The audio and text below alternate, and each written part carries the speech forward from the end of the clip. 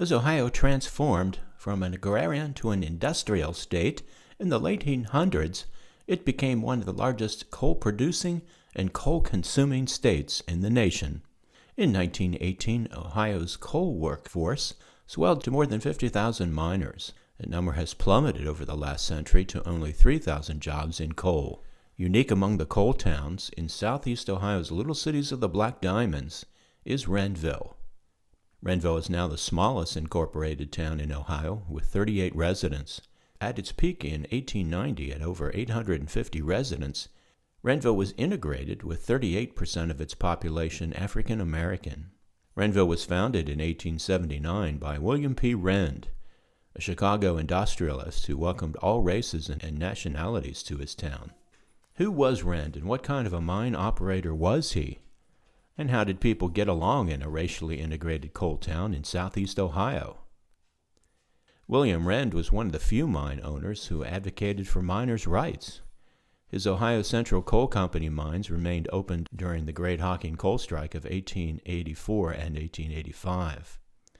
There, Rend paid an equal wage to white and African American miners, and paid the highest tonnage rate of any southeast Ohio mine during the Great Strike. This equal blend of blacks and immigrant whites from as many as 7 different countries created a social experiment in racial integration in Rendville. Some historians have described it as a free space, which meant that it was more or less almost what nowadays maybe we would call a racial experiment, where African Americans and white miners lived side by side and worked side by side. So from that perspective, Rendville was unique and different from any of the other mining communities around here. Dr. Isaiah Tuppence became the company doctor at the mines in Rendville, making him the first African American to receive a medical degree in Ohio. In 1886, Tuppence was elected mayor of Rendville, making him the first African American mayor in the northern United States.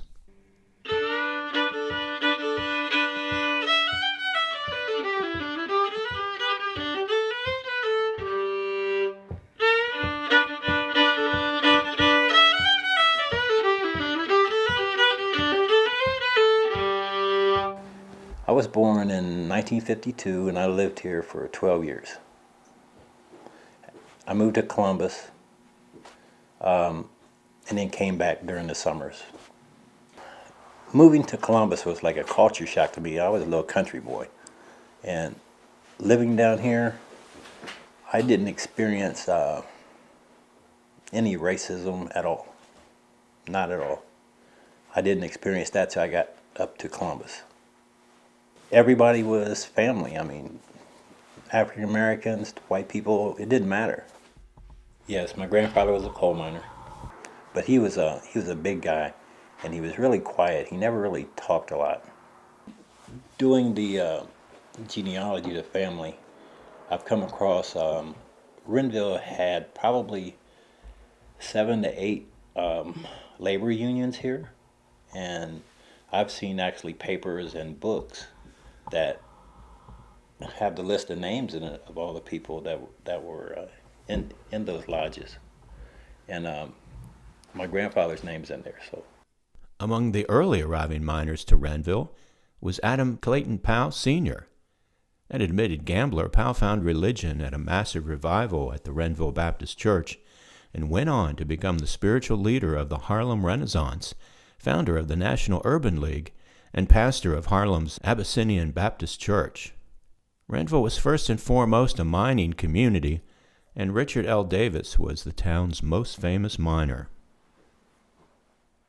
Richard L. Davis came here when he was about 17 years old, was a young man, and started working in Rend's mines, ended up becoming a checkway man, and basically became involved in the politics of the labor movement, and was a very outspoken and courageous young person doing that.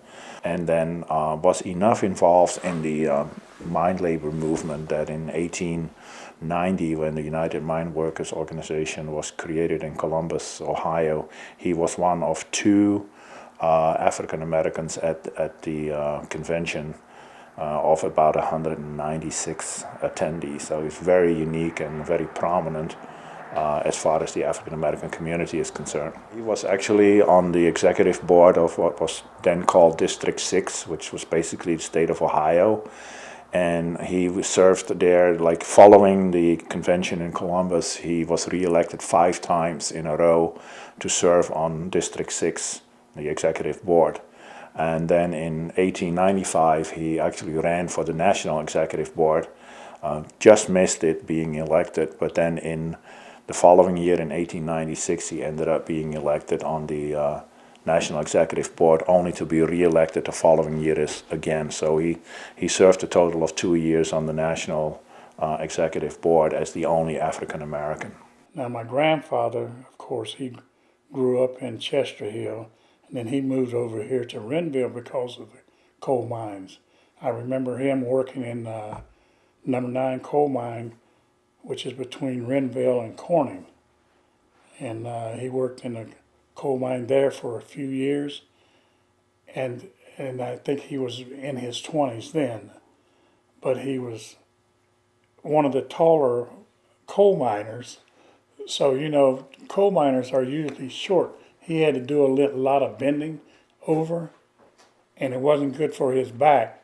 Myself, and growing up in Rendville, I seemed like I was busy every day having fun doing something. And as far as going over, roaming all the hills around here, that was always fun to me, being outside.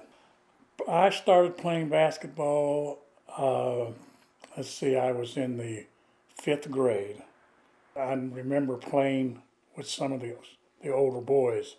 The older fellas, they didn't have enough people to play basketball, so they got some of us younger ones.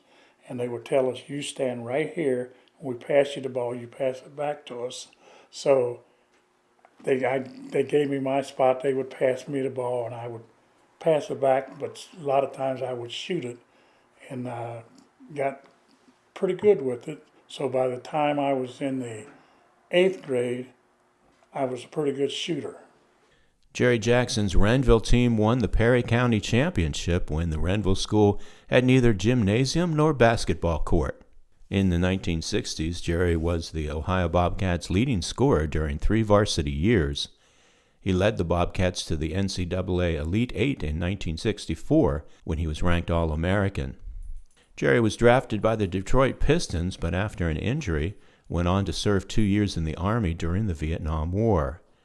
Then he returned to OU to obtain a master's degree and was a middle school teacher for 37 years in Zanesville.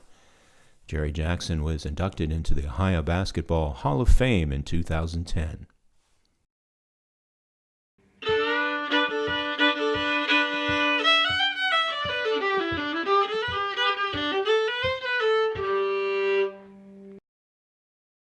Rendville School was built on the hill above the town in the 1880s. Racially integrated, it served students through the 8th grade. I started at Rendville in the 6th grade. There was one row of 7 of us. That was the 6th grade. And the middle row was the 7th grade. And the next row was the 8th grade. And we were all in one room, and there was just one teacher. And I had no idea how this was going to work. I look back at it, and I don't know how we got as much stuff in one day as we did. It was fine. One of the things, being a child in Rendville, that I had the hardest thing doing was I couldn't understand why it was okay for me to interact with the white people. When I was in Columbus and I was growing up, we very seldom saw any. We were on the east side of Columbus, and that was it. You didn't go to any other part of town. At the time that we moved down here, Jimmy Jones was the mayor, and he was white. He had a daughter my age. Her name was Naomi, and she asked me to come and spend a night with her one day.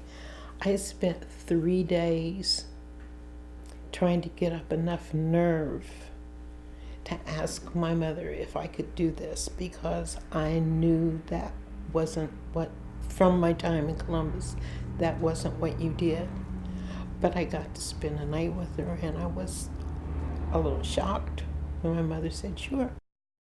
My great-grandparents, Henry and Lucy Winneberg, immigrated to America in the mid to late 1880s and followed other miners from Oberhausen, Germany to Rendville. They came as shopkeepers rather than miners, but they were from the mining district in Germany. They operated several different stores there in the same structure, but we have stories and records showing it being a grocery store, a tavern, an ice cream parlor, lots of different things. So we don't know any sequence of that, but they obviously were in the business.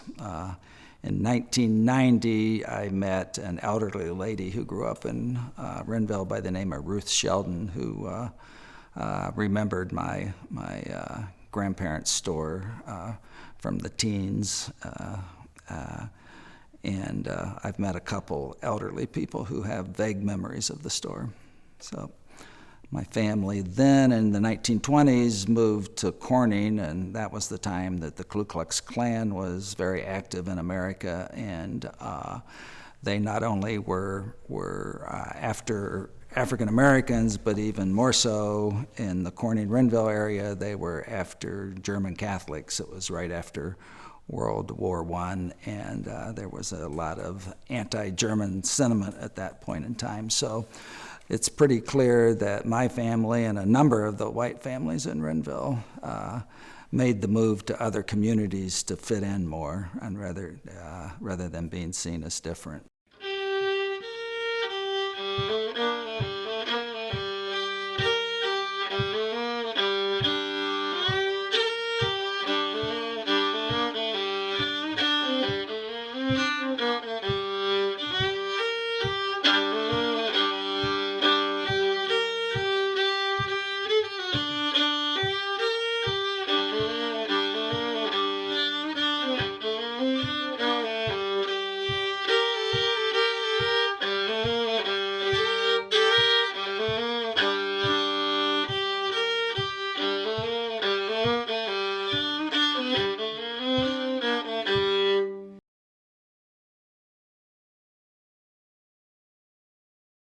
Richard L. Davis traveled across the Appalachian coal states to spread the gospel of the United Mine Workers Union.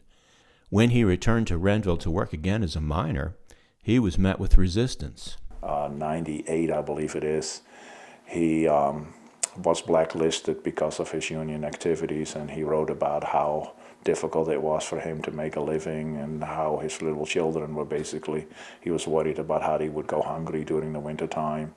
He did work as a town constable when he died in 1900 at age 37.